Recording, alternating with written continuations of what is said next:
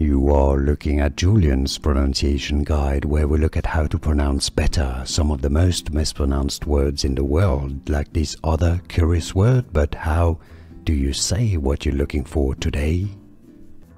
We are looking at how to pronounce the name of this American commentator, as well as how to say more confusing names and celebrity names. Stay tuned to learn more. Nick, of course, Nick Fuentes.